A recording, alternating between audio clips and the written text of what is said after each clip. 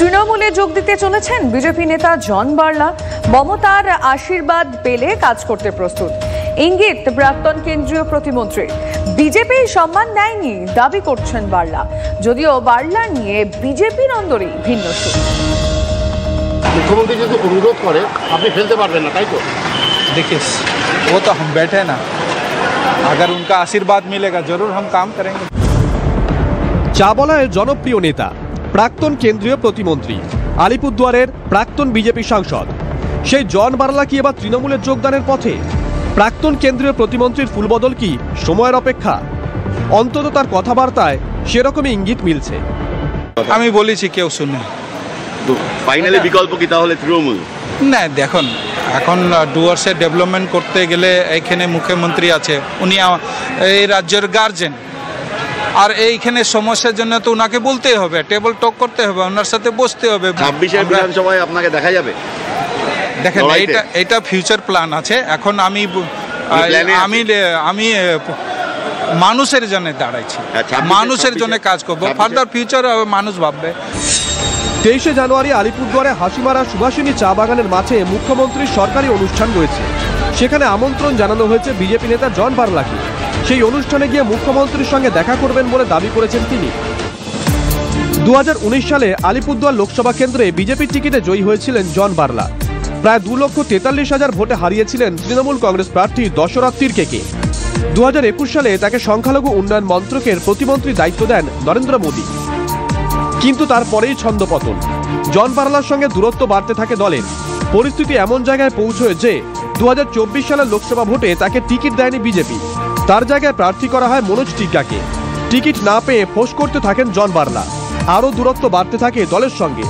সম্প্রতি আলিপুরদুয়ার লোকসভার অন্তর্গত মাদারিহাট বিধানসভার উপনির্বাচনে বিজেপির প্রচারে দেখাই যায়নি জন বার্লাকে, উল্টে তৃণমূল প্রার্থীর সঙ্গী হন তিনি। উপনির্বাচনে বিপুল ভোটে জয়ী হন তৃণমূলের জয়প্রকাশ টোপ্পো, আর তারপরেই জল্পনা শুরু হয় তৃণমূলে যোগদান করতে পারেন জন বার্লা। এখন স্টেটের লিডারশিপ কোনো মান সম্মান দিবে না, আমাকে কোনো জিজ্ঞাসা করবে না, আমার এলাকাতে ঢুকবে আর আমাকে জিজ্ঞাসা করবে না। এই যে বাই ইলেকশনে কি হয়েছে, উইদাউট জন বার্লা ওরা জিতবে, ঠিক আছে জিতুক, আমার এলাকাতে ঢুকবে, বিহার থেকে অন্য স্টেট থেকে ঢুকবে, আর আমাকে না জিজ্ঞাসা করে ওরা বলবে না আমরা জিতে যাব। কেন্দ্রীয় নেতৃত্বকে বলেননি আপনি আপনার এই খবরের কথা? আমি বলেছি কেউ শুনে। জন বার্লাকে নিয়ে বিজেপির অন্দরে যে টানাপোড়েন রয়েছে তার প্রমাণ বিরোধী দলনেতা ও দলের রাজ্য সভাপতির ভিন্ন সুর। একজন বিজেপির এমএলএ হিসেবে উনি পার্টির মেম্বারশিপ নেননি।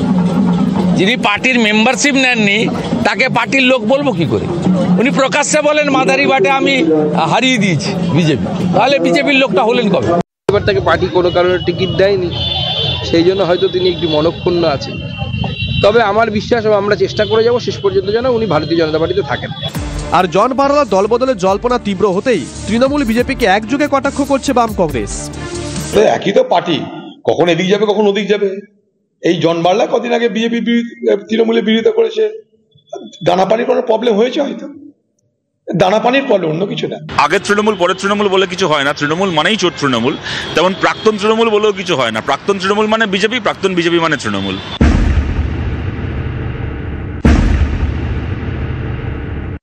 কংগ্রেসের যারা কটাক্ষ করছেন তাদের জিজ্ঞেস করুন জ্যোতিরাদিত্য সিন্ধিয়া বিজেপির নেতা এবং কেন্দ্রীয় মন্ত্রী কোন দল থেকে গেছে? ওপাশে সিপিএম, তো শঙ্কর ঘোষ কোন দল থেকে গেছে?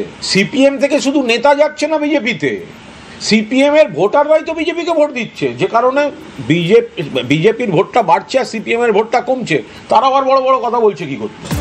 তাহলে কি জন বার্লা তৃণমূলে যোগদান এখন শুধুমাত্র সময়ের অপেক্ষা? উত্তরের রাজনীতিতে কি নতুন সমীকরণ? 26 বিধানসভা ভোটের আগে চা শ্রমিক নেতা বার্লার হাত ধরে চা বলয়ে এবার জমি মজবুত করতে পারবে তৃণমূল? প্রসেনজিৎ চৌধুরী, রূপক সরকার ও সুজিত রায়ের রিপোর্ট, TV9 বাংলা।